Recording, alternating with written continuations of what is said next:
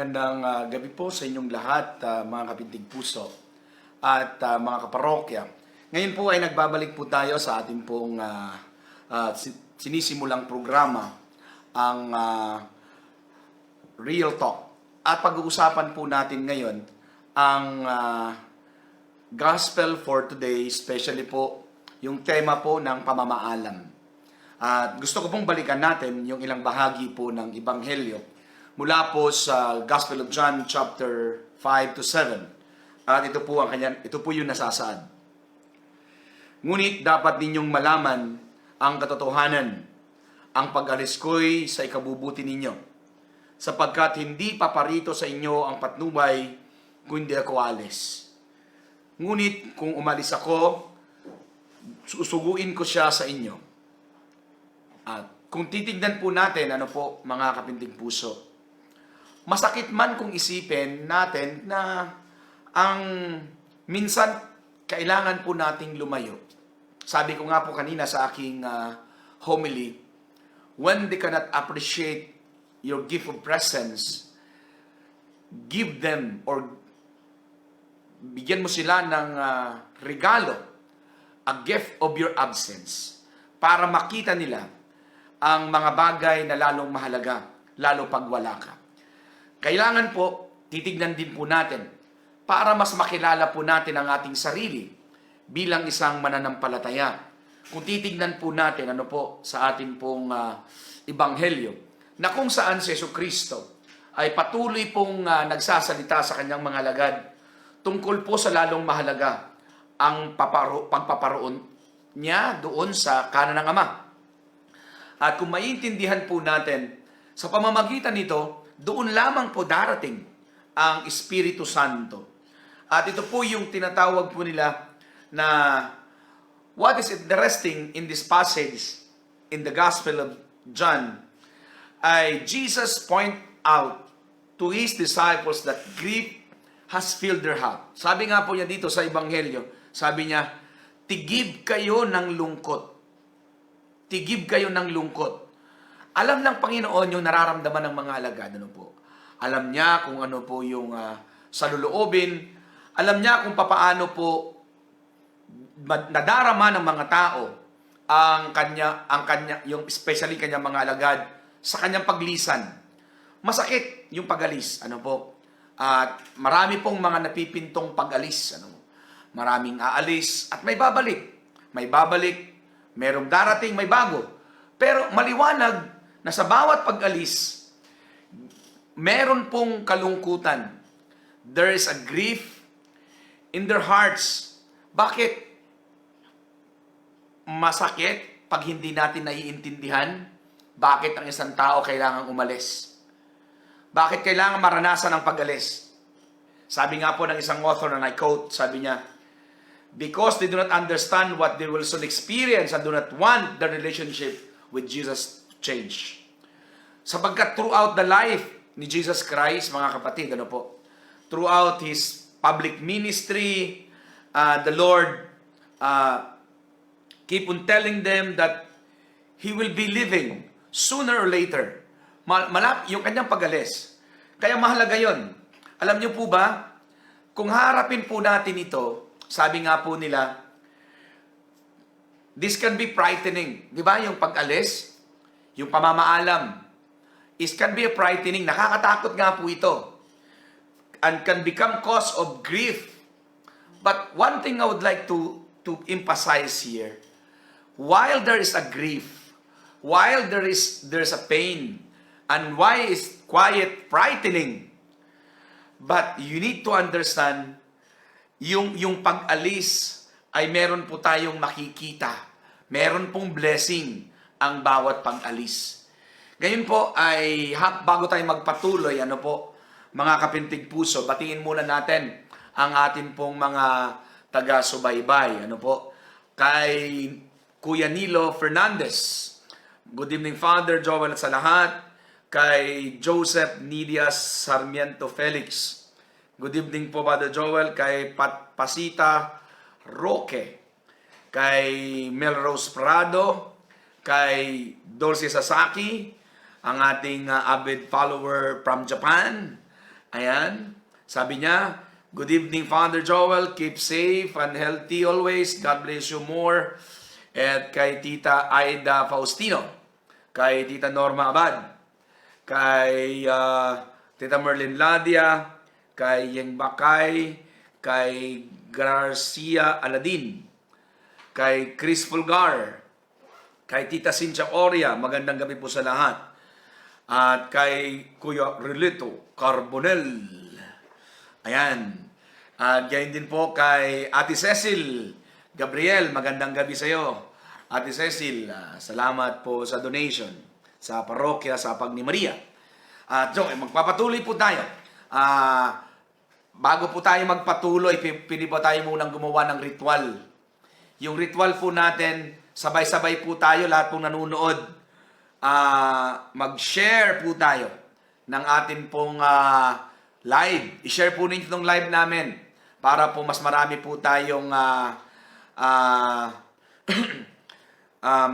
mapaalalahanan sa kahalagahan po ng pamamaalam.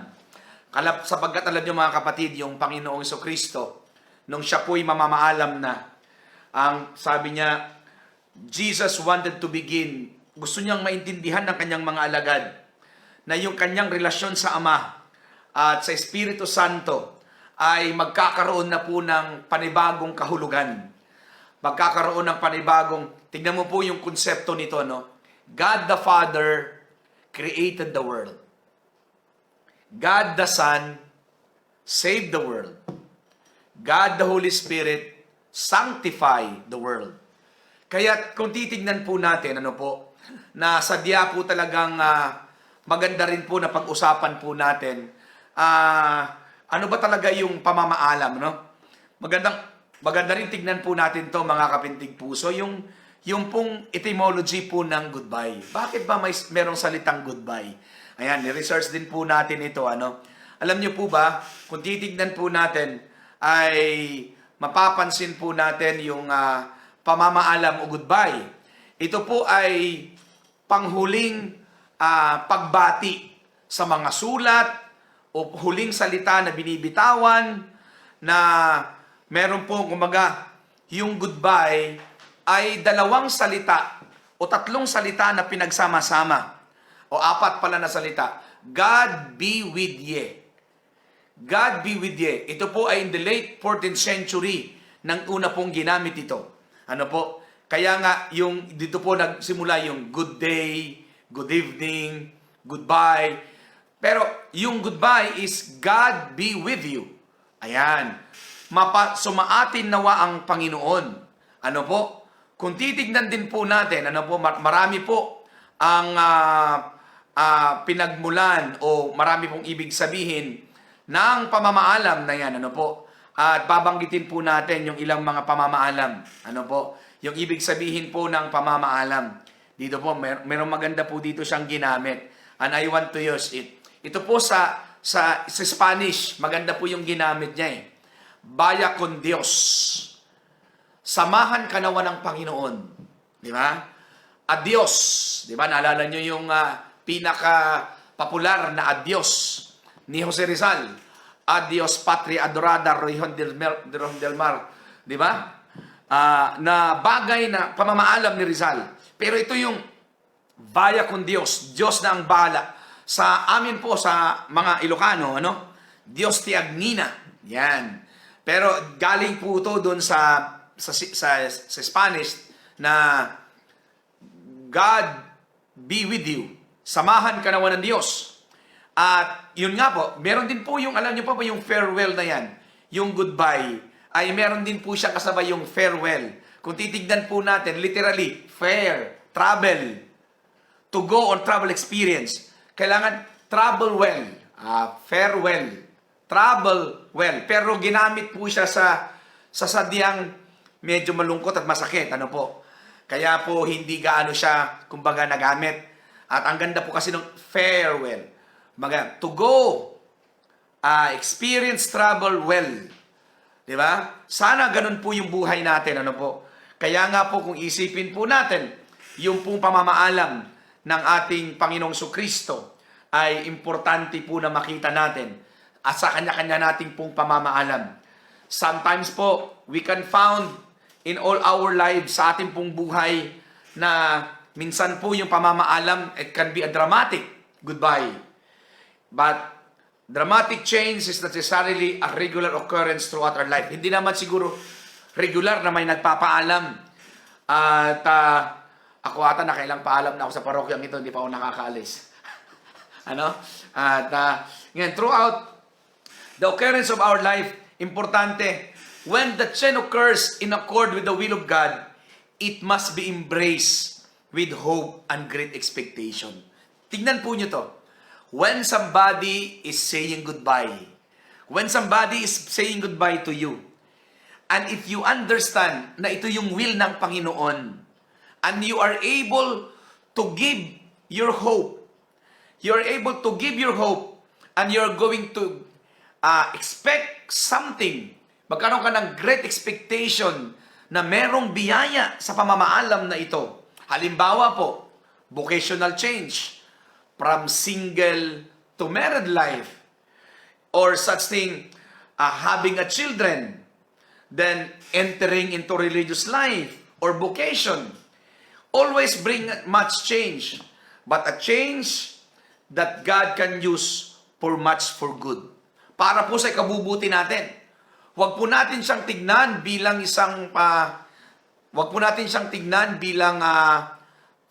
tawag dito, yung tipong masakit na pamamaalam, but rather an opportunity of grace na atin pong makikita. Ano po?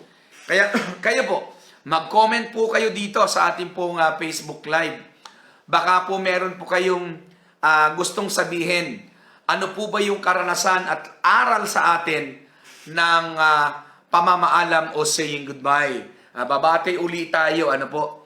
At nandito po, kasama po natin si Kuya Manolo de Lemus, at kasama rin po natin si Kuya Chris, si Amihan Kusi. Ito ay taga Quezon. Ayan. At siya po ay gumagawa po ng kubo na kawayan. Baka gusto niyo pong mag-order sa kanya. Ayan. Ayan, kay Ate Lilian Esther. At sabi nga po ni Jeanette Mercado, saying goodbye is the most hurtful things happen in life.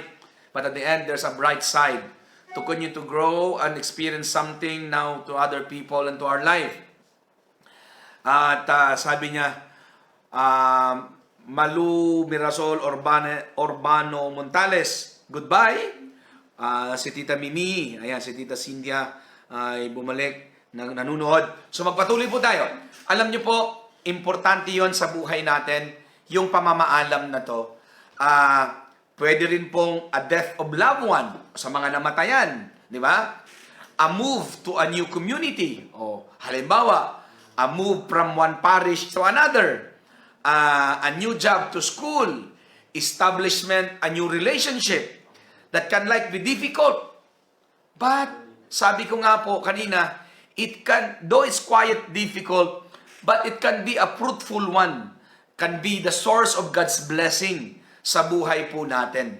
Sabi nga po dito sa gospel, since the gospel passes about specific refers to the change that comes from the outpouring of the Holy Spirit, it might also be helpful sa atin mga kapatid, na i-consider po natin whatever some new changes takes place in our lives. The Holy Spirit is there waiting to enter the new situation. It's ways we could be never imagine.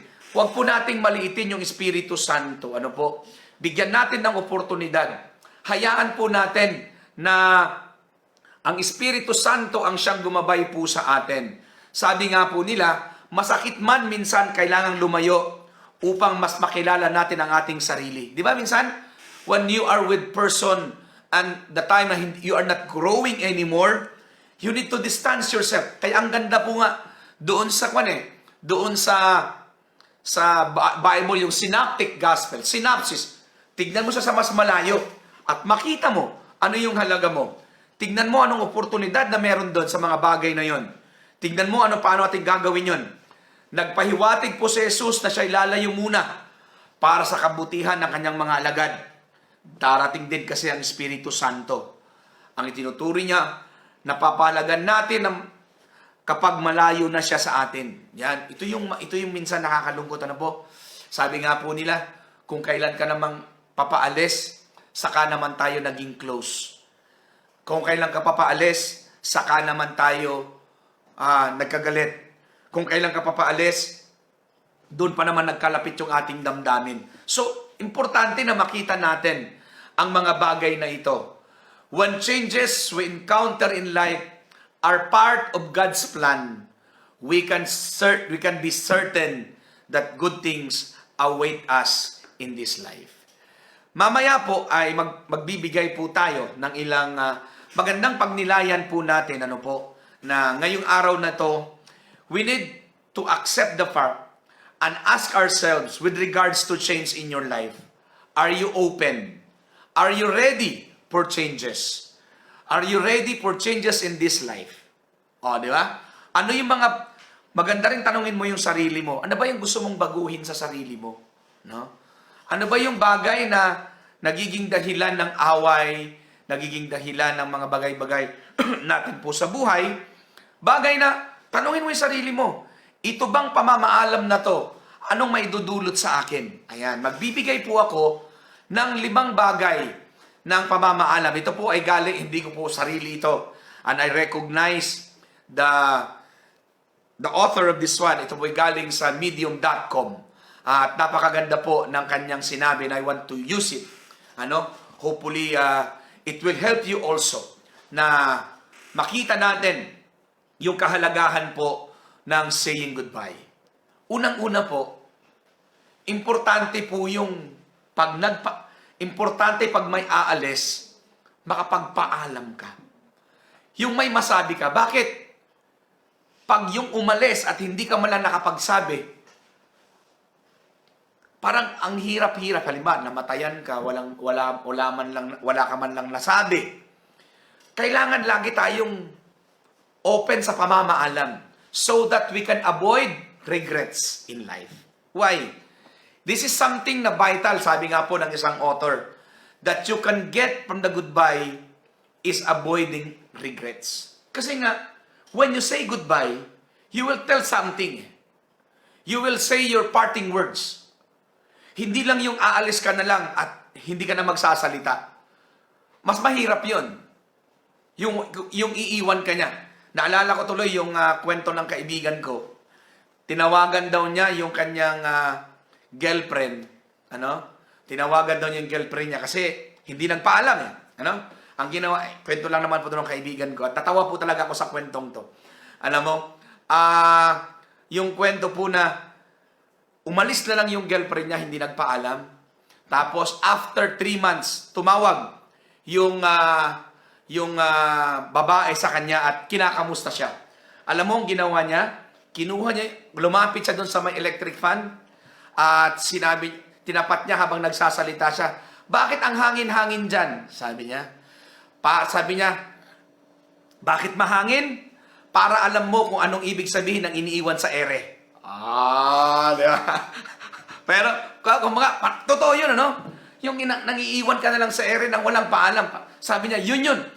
Kaya nga sa buhay natin, importante po yung dapat, kahit masakit, we need to bid goodbye. Importante na makita natin yun. Importante na makita natin yun. You could regret missing someone of the direct benefits you read. Sabi nga nila, at the end, losing the opportunity to say goodbye is forever.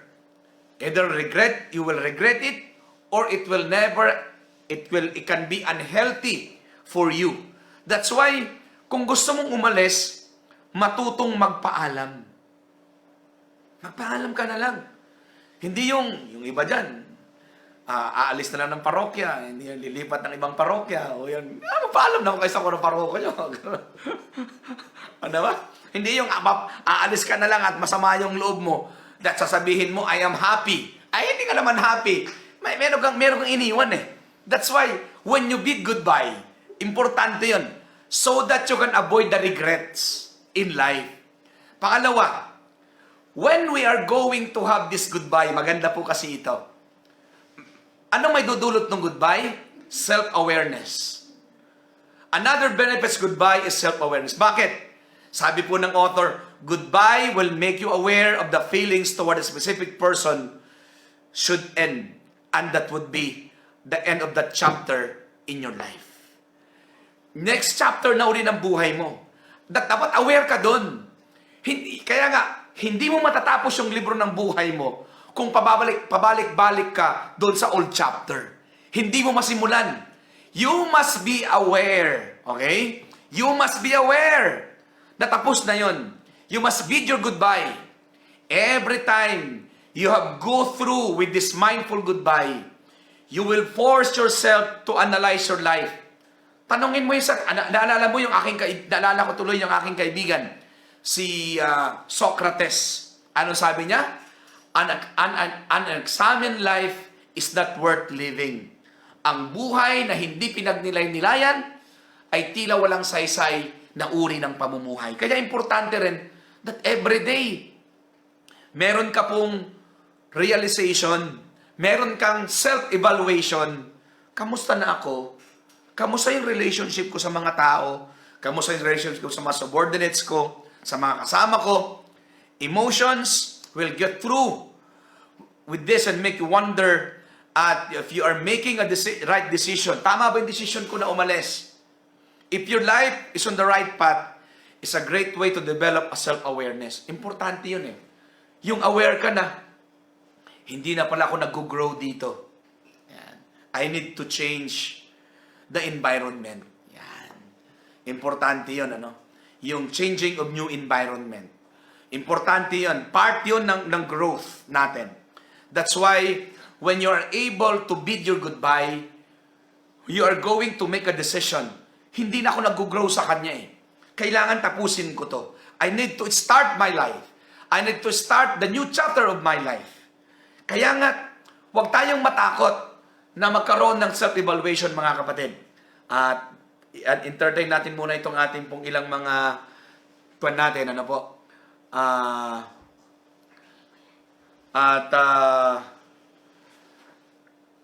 Ginabati po natin si Bagtindol Arsenal from Hong Kong. Magandang gabi po sa inyong lahat. Diyan sa Hong Kong, mga kapwa natin, mga Kristiyano, mga Pilipino. Magandang gabi po sa inyo. At gayon din po kay Ate Meden Baloran. Sabi niya, yung namatay ang father ko, that was after 25 days, sumunod ang kuya ko. Ang hirap, Father, tanggapin. It really hurts. But have to accept the realities. Hanggang doon lang talaga ang itinadhana ni Lord. Good evening kay Ate Cory. Sabi ni Tita Lilan, as a word goodbye, it brings many emotional feelings to oneself. And with word welcome, it also brings many emotional feelings and happy and sad contentment and dissatisfying. Depends on how you carry this to say. A solution for me is to dance with the music. If they are happy, make yourself happy, etc. Ayan. Then sabi nga po ni Ate Bing Ramirez, if you brave enough to say goodbye, your life will be rewarded with a new hello. Ayan. Totoo po yun. Ano po? Importante po talaga natin na ma-realize. Pero alam nyo po, why you are saying goodbye? You need to have a self-awareness eh. Kasi nga, when you are able to avoid, so that you can avoid regrets, kailangan masabi mo eh. Masabi mo yung nararamdaman mo. Ano yung sa loloobin mo. Huwag mong gagamitin yung Facebook para magpaalam. Kasi walang damdamin yun. Ang dami ko mga kakilala na gagamitin yung Facebook para magpaalam. Huwag na. Bukas naman yung pintuan ng mga tao na gusto yung pagpaalaman. At alam nyo, ang Facebook, walang damdamin. Ang magbibigay ng damdamin dyan, yung nagbabasa. You must have a self-awareness to that. O, di ba? Importante yun. Goodbye will make you aware of feelings toward a specific chapter of your life. Yung chapter 1, ito yung nangyari. Yung chapter 2, ito yung nangyari. Chapter 3, itong present chapter ng buhay ko. Ito yung nararamdaman ko ngayon. O, di ba? Naging aware ka. That's why you are able to say your goodbye. Diba? Sabi ni Tita Norma Abad, do not grieve if someone said goodbye, for the joy of the Lord is your strength. Oh, sabi niya yan sa Book of Proverbs, Tita. Ayan. Ngayon, isa pa pong dinudulot ng saying goodbye ay detachment. You are willing to detach. Hindi yung nagpapaalam ka, pero nakakapit naman yung kaliwang kamay mo, pero yung kanang kamay mo ay pasakay na dun sa bus. Baka mahatak pa yung pinagpapaalaman mo. Importante po ang detachment. Detachment is something that you can train with goodbyes. O, tanda mo yan. They must go together. Sabi nga nung author, everything that comes in your life will have go eventually, including people. Always remember that. Lahat ng meron tayo sa mundo, lahat yan. Sabi nga po nila, there is no permanent in this world except change. Detachment is very important, my dear friends. Mga kapintig puso, every time you have go through a goodbye, you are being reminded about the impermanence of life. You're learning that nothing lasts forever. Isa lang po ang may forever, ang Panginoong Diyos. Siya lang ang forever. Pero sa mundo, walang forever. Di ba? Including the time that you have with someone, that's not forever. Kahit tatagal, but it's not forever. That's why, to become more detached from the illusion that your ego creates. Yan. Minsan kasi, the ego that we have, sabi nga, at anaiwan to ko na gusto kong balikan yung post ko kanina, na about doon sa ego. Ayan, maganda yun eh. Sabi ko dito kanina, ito, ego is just a small 3-letter word which can destroy a big 12-letter which word called relationship. Ego. Your ego can kill relationship. Yung ego, yung mga servants ng parokya, magandang makita natin to ano. Ang dami kasi minsan mga tao na kinakain sila na kanilang ego. Marami akong gustong gamitin halimbawa, pero sa kanila lang tayong gagamitin yan. Hi muna tayo. Sabi ni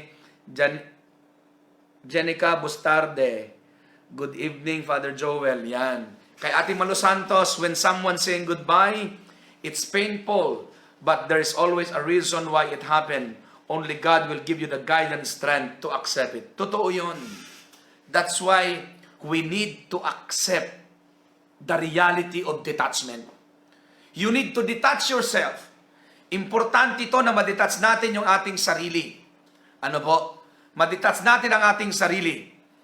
That's why the more we detach from the illusions and reality that we create, the more po na nasasaktan tayo. That's why we need to learn the goodbye in this life. Number 4 po na dapat natin din makita, when we bid goodbye, we value the time better. Valuing the time. Bakit? At the previous benefits of bring us something important, that is the capacity to appreciate our own time. Nothing lasts forever, not even your time with someone. That's why when you are with someone, enjoy the moment of being together. Do not just capture with pictures, but capture the moment of being together. Kaya nga, ako minsan di ako naniniwala sa reunion eh. Alam mo kung bakit? Magre-reunion yan. Meron dyan, hindi nag-uusap. Naalala ko yung high school reunion, ano? Minsan nag-attend ako ng 50 years golden anniversary ng reunion sa isang government center. In-invite nila ako. Bakit ka ako sa gathering na yon, may napansin ako isang maliit na grupo. Tapos tinanong ko yung organizer. Sabi ko, bakit meron yan? Bakit sila sumasama? Ay nako, Father. Kasi yung president namin at saka yan, since high school kami, magkaaway na sila. Kinalakihan na nila yung away, kapatid. Kinalakihan, kinatandaan na nila yung mga away. That's why during the Mass, I discussed that. Sabi ko, tumatanda na tayo. Pero meron pang galit dyan sa puso mo. Hindi mo alam kung hanggang kailan tayo sa mundong ito eh. Bakit uubusin mo yung maghapon mo sa napakasayang oras na to, kaiisip sa mga tao hindi kayo iniisip? Naalala ko tuloy si Senator Herrera. Si Senator Herrera ay isang lumpo, ano? One day, galit na galit siya sa kanyang board mate. Nandun siya sa bandang taas ng double deck. Tapos, ngayon, habang hindi siya makatulog sa galit niya, habang siya nag-iisip kung paano siya makaganti doon sa ginawa sa kanya ng kaibigan niya, magdamag siyang nag-iisip. Tapos mga bandang alas 4, na-realize niya yung kanyang kaaway na doon sa baba niya ay humihilig pa at hindi siya iniisip. So, sino natalo? Siya. That's why, napakaganda rin na valuing time better. That's why when alam mo, yung mga tao na kasama mo na't lahat, minsan kasama ka na, hindi ka pinapansin, nandyan na, di mo pinapausap. Alam mo yung, you need to value, kasi hindi natin alam kung buhay ba tayo bukas o hindi na. Then we are going to, ako sabi ko nga sa inyo, ang isa pang regret ko yung, ang iksi ng pintuhan namin ni Father Felix eh. Umuwi ako, nagkwentuhan kami, sandali lang, at sabi pa niya sa akin nun, may rest in peace, gusto kong bumalik ng Manila. Tapos sabi ko, sige, bumalik ka ng Manila. Then after that, umalis na ako. Tapos nag-text na ako sa kanya, Father, I'm home, thank you very much. Tapos, naalala ko tuloy yung kanyang message sa akin at gusto kong balikan, At saying goodbye to Father Felix. Ayan, Ayan, nasaan ba yung message niya sa akin? Ayan. So, alam nyo, bagay na minsan hindi natin maintindihan, mga kapatid, kung paano ba natin ito hinaharap, itong mga bagay na ito sa ating buhay. Ay atin po sanang maintindihan na tayo bilang isang mananampalataya ay mas maging mulat tayo. We should value. Kaya nung namatay siya, iyak talaga ako ng iyak kasi nag-iyakan naman talaga kami nung bago siya umalis dito. Yun yung pumasok ko sa kwarto, Pumasok ko sa kwarto, tapos para i-check ko lang sana yung kwarto, nandun pala siya. Akala ko nakababa na. Tapos bigla niya akong niyakap. At sabi niya, kapatid, salamat sa lahat. Salamat sa pagkakaibigan. At yun yung bagay na sabi ko, walang iyakan. Yun lang nasagot ko. Wala ko ibang nasabi. Now, yung pag nagkukwentuhan kami, ang dami na pero kaya nung namatay siya, parang sobrang sakit talaga sa akin na grabe yung iyak ko talaga, promise. Sobrang sakit talaga, Father, maiwan ng minamahal. But my faith keeps me reminding that my life should not remain meaningless. I need to keep faith stronger. Move on in God's love. Ayan. Sabi ni Tita Esther, correct, walang forever. Nobody stay in this world permanently. Flower fades away. River will be dried. We must focus today to our God. Many focus to materialism. Yes, Father, life is too short. We must be thankful in every blessing that we receive every. Yes, sa totoo lang, we need, may mga tao na hindi ko maintindihan, kinakain ng bitterness. Gusto kong gamitin yung ginamit ni Daddy O. Sabi niya, yung mga pathology. Yung mga member, mga nag-aaral ng pathology. Yung patol ng patol sa mga isyu sa buhay. Ang dami pang dinadamay ng mga tao. Alam nyo, pag pinapatulan nyo yung mga tao, mahilig kayo sa ampalaya, bitter, mga bitter na tao, kaya hindi sila masaya. Kaya nga't sana, makita po natin, na i-value po natin, pagkasama mo yung nanay mo, kasama mo yung kapatid mo, kasama mo yung kaibigan mo, lalo ngayon, sa sitwasyon natin ngayon, dala nitong COVID-19 na to, naku, walang kasiguruhan. Walang kasiguruhan sa mundong ito. Hindi natin alam kung buhay pa tayo bukas. Pero we must be thankful. Becoming aware that nothing lasts forever will show you so that you doesn't time. By knowing your time is limited, you start give more importance to the things that matter in life. Bakit? Yung bang pagiging bitter? Yung bang hindi ka lang batiin sa Facebook dahil meron kang celebration, ay magtatampo ka na? That's another sign of immaturity, ano? Value the moment. Hindi ka na makipag-usap sa tao kasi hindi ka binati sa Facebook. Hindi nilike yung Facebook, hindi nilike yung post mo. Hindi ka nag-post para magbilang ng likes. Nag-post ka kasi gusto mong sabihin sa mundo, ito yun eh. Pero paghintay ka ng approval, kawawa ka naman. No? Kawawa ka naman. Sabi nga ni Kay Pastor, you only live once. Kaya dapat maging masaya, Padre. O yan. So masaya ka na. Congratulations. Ha? Best wishes sa iyong kasal. God bless you. Okay, ano? So sana ay tayo po, makita po natin yun. If you take a step further during your process of introspection. Alam niyo po ba yung introspection? Ito po yung tinitignan po natin yung mas malalim na bahagi ng ating buhay. Yung self-awareness can be combined with what you learn from impermanence. Walang permanente sa mundo. Yang ganda mo, kukupas yan. Yang sexy mo, kukupas yan.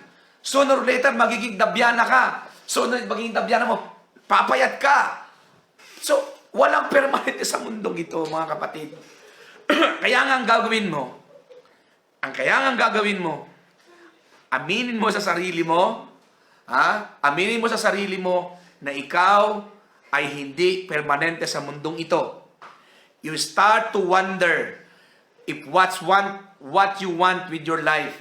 You learn more about yourself and be able to better redefine your priorities. Yun. When you are able to value time better, you are able to redefine your priorities. Di ba? Minsan, habol ka ng habol. Yung nga pinag-usapan nga namin last time nila Ramon, ano? Yung pangarap mo na nga, gusto mo magkaroon ng kotse. Pwede ka pa nang hintay mo magkakotse ka. Nagkakotse ka nung ikaw ay 79 na. Hindi ka na makapag-drive. So, hindi ka nakapag-travel. Di ba? So, yung mga nagsasabi, Father, mag-serve na lang ako pag medyo ako ay medyo pa-retire na ako. Nung nag-retire, sabi, ay Father, enjoy ko muna yung retirement ko. Nag-retire na. Nag-travel. Tapos napagod. Inatake sa puso. Na-paralyze. Father, pwede pa ako mag-serve. Ay, para ka pa mag-serve, paralyze ka na. So, ngayon pa lang, tignan natin, ano yung pwede natin gawin, mga kapintig puso? Gawin natin. Sabi nga, kaya habang buhay ka, mag-create tayo ng good memories together. Ay, hindi yung mag-create ka ng bitter memories. Kumakain kayo, hindi ka nakipag-usap sa mga kasama mong kumakain. Nagta-travel ka, nagsisimba kayo, papis-piwis video kayo sa misa, pero hindi naman pala kayo nakipag-usap. O, di anong gagawin ninyo? So, ito lang yung pagpapakita na dapat when we are able to have it, yung emotional maturity, mga kapintig puso, importante ito. At last, you will slowly building emotional maturity when you're able to value time better. You're able to detach yourself from bitterness. You're able to have a self-awareness and you can avoid regrets. Then at the end of the day, mga kapatid, you are going to have emotional maturity. In time, you'll become better at handling your emotion. Yon! Importante yung handling yung emotion. Yung hindi yung bigla ka na, hindi ka lang pinansin, mag-tantrums ka na at mag-back out ka na at lumayas. O, di ba? Sabi dito, emotional maturity is a kind of same thing is about emotional intelligence. Yung EQ. Ang daming matataas ang IQ, pero ang baba ng EQ. Emotional quotient. Di ba? Yung emotional intelligence. Its meaning can be too broad for us, but it takes too many things. But in short, means you can control emotion and fight impulse. Yung bigla-bigla. Kumbaga, Sabi nga po nung isang politiko, sabi nga niya, ay nung isang military, know your battle, ground well. Para ba ipanalo mo yung laban, know your battleground. Hindi yung putakan ng putak. Gamitin mo yung Facebook that eventually magdi-delete ka din pagkatapos masabi yung gusto mong sabihin. You don't know your ground. You don't know your emotion. That's why, going through a proper goodbye, sabi nga po ng isang author, feeling that you can get through from it already takes place some level of emotional maturity. When you choose not to run away from your goodbye, you're forcing yourself to accept the reality of leaving someone. Importante yun. You need to accept that we need to say goodbye to each other. This is an excellent opportunity to face your emotion. With time, dealing with your emotion, you can build your maturity. I hope you understand that goodbyes are not bad as you thought. Always remember this. Goodbye are not bad as you thought. As you thought they were. They can be challenging, but you will learn to grow from experience too. The next time you go through a farewell or goodbye, remember itong pinag-usapan natin. Not only will you become more aware of you need to face your emotion, but you will start giving the most important moments in your life. Be brave, mga kapintig puso. Stand up, face people, don't run away. Face your goodbye. As we bid our goodbye, God be with you. God bless you. Samahan po ninyo ako sa isang panalangin. In the name of the Father, and of the Son, and of the Holy Spirit. Amen. My dear Jesus, you prepared your disciples for new life of grace that they would receive after your death and resurrection. Though fearful and uncertain, they embraced a new life. You called them to live, and you did marvelous things through them. Please, Lord, open my heart to the full embrace of my vocation, and any changes in my life that you decide for my life. Yes, Lord, I say yes to you. I am willing to say goodbye. May Lord continue to bless me, your work powerfully through me by the Holy Spirit. Jesus, I trust in you.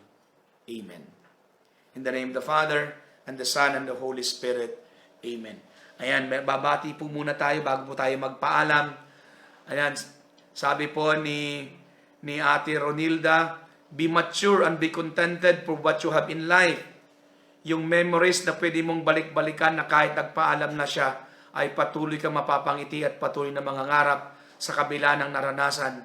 Patuloy magpapatuloy yung buhay, magpagdando kung ano talaga ang kahulugan ng pamamaalam. Ayan. Kaya kay Sayra Karaang, thank you Father Joel. Amen. Ayan. Kay Ate Joseph Naida Sarmiento Felix, magandang gabi. Kay Ate Letty Medel. So nakakatuwa po at marami pong salamat. I hope na itong maikling pag-uusap po natin ito ay at nais ko pong magpasalamat sa Eurochem at saka EuroAsia. Yung Eurochem po ay sister company ng EuroAsia na benefactor ko po yun, na ngayon po ay tumutulong sa atin. Nagpadala po sila ng dami-dami pong vitamins. Ang dami pong vitamins at gamot po sa high blood. O yung mga naka-high blood po sa homily ko pag naririnig nyo. O yung mga high blood po pag nakikita ko. O baka kailangan nyo na po ng gamot. Meron po dito. Ayan. Pero kailangan na po natin ng reseta. Ano po? Sabi ni Kuya Kenneth Bautista, salamat sa learning pads. Ayan. Kay Ate Yoli, Ate Yoli, get well soon sa buong pamilya mo. At lagi kayong pinagdarasal. Ayan, ingat kayo. Kay Ate Nitz Conservas, kay Tita Nilda Torres. Ayan. So na inyo pong lahat, lubos pong aking pasasalamat. Ngayon po ay nagsisimula po tayong maglikom ng pondo para po sa ating pong mga person deprived with liberties. Ayan, ito na po yung bagong tawag po sa mga bilanggo. Mga taong pinagkaitan ng paglaya. dala sa kanilang pagkukulang at pagkakasala, ay bibigyan po natin ng hygiene kit. Baka po may gusto mag-donate sa inyo, pwede po kayong makipag-coordinate sa amin at sa mga miyembro po ng Parish Pastoral Council. Nandyan po sila. Ang Finance Council ay willing pong tumulong para po sa atin pong mga ginagawang activity. At sabi po ni Tito Nilo Fernandez, thank you very much, Father Joel, for that inspiring, meaningful reminders. Maraming pong salamat, Ate Cecil, kay Kuya Chris, maraming salamat. At sila Kuya Chris at yung tatlo nating bibi. Ayan. Si Kuya Chris, si Tito Lito at si Tito Armel. Maraming salamat. Mga masisipag ito. Ayan, yung ating trio. Ayan, talaga mga maaasahan natin to. At yung mga scholars po natin at iba pang mga volunteers, maraming salamat po sa inyo. At yun po, muli, sa mga nagnanais po na magpa-advertise dito, no? Baka gusto po ninyo mag-advertise na po dito. Pwede kayo magpadala ng pagkain, kung masarap po yung pagkain nyo, at i-recognize po natin dito. At yun nga po, sabi nga po ni Amihan Kusi, well said, Father, thank you. Kung yung mga nagnais pa magpagawa po ng kubo-kubo, yung bahay kubo, ayan, nasa kanya po. Ito po yung negosyo ng aking kaibigan na si Amihan Kusi. Ayan. Father, kay Ate Dulce Sasaki. Ayan. Father, maraming salamat. Dahil kaming natutunan. Very meaningful and inspiring. Salamat po sa inyong panalangin. Dinig po ito ng Diyos. God bless you, Ate Yoli. Sa inyo pong lahat, kung meron pa kayong mensahe, sabihin lamang po ninyo at atin po itong babanggitin. Magbibigay po tayo ng 5 minuto. Magbabasa po tayo ng ilang pong mga mensahe. Nakakatuwa. Sana po madoble natin itong ating pong audience next Tuesday. Ano po? Next Tuesday po sana madoble natin to. Ano po? Itong 100 na ito, sana next week 200. Tulungan niyo po ako na maparami natin ang atin pong mga viewers, mas marami tayong ma-inspire. Kaya wag po tayong mapagod na mag-share. O 39 lang share natin. Naka 100 views tayo, pero ibig sabihin 39 pa lang yung nag-share. Ha? So baka po gusto nyo mag-share ng ang atin pong pintig puso. Ayan. So sana po ay magpatuloy. Mag-ingat po tayo. Ngayon po ay magpa-register po tayo para po sa vaccine. Ano po, sa barangay po ay available. At nakatutuwa po sa May 15, ano po, ay kasama po natin ang Philippine Navy na matutulong sa atin mag-distribute po ng pagkain dito po sa ating parokya. Sana po ay pagdasal nyo po ako sa mga gawain namin dito sa parokya at mapanatili po natin ang ating kalusugan upang tayo po ay marami pong ma-inspire. Ano po, sabi po ni Ate Banji Bangtindon. Ayan. At Ate Angie Bandingdon, sabi, thank you, Father. Ang ganda ng mensahe mo. God bless from HK, from Hong Kong. Ayan. So, ayan. Ayan. Natawa tuloy ako dito kay Kuya Armel. At kaya sabi ni Kuya Armel, thank you din po, Pads. Mayroong 3 bibi. Ayan. Alex Banaag. Ayan. Tito, marami pong salamat. Mag-ingat po tayo. Ano po? Ayan, nakakatawa. Ang may kasalanan po niyan, si Ray Isabela. Yung pong galit po yan po sa ampalaya. Ayan. Hindi po yung kumakain ng ampalaya. Ayan. So sana po mga kapatid ay magsikap po tayo na mag-ingat. Sundin po natin ang IATF protocol. Marami pong salamat sa sponsor po ng pagkain natin ngayon.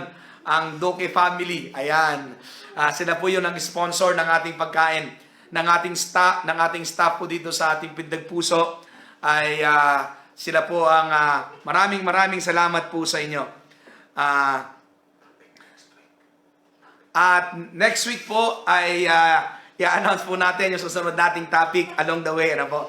At pag-aaralan po natin, sabi po ni Syra, good evening po, Pad, at sa SOCOM members na nandyan. Ha. Ayan. So magandang gabi po. So sana po ay mas marami po sana tayo. Ayan, 40 na po yung nag-share. Ayan, sige po. Anything po na gusto nyo sabihin, anong karanasan nyo sa pamamaalam? Ayan. Please share with us and share our stories of pamamaalam and what is your learning from this pamamaalam. I hope na natuto po tayo sa inyo pong lahat. Maraming salamat. Ang pagpapala po ng Panginoon ay manatili ang pintig ng puso ng Diyos sa ating buhay. Magandang gabi po. Ingat po tayo.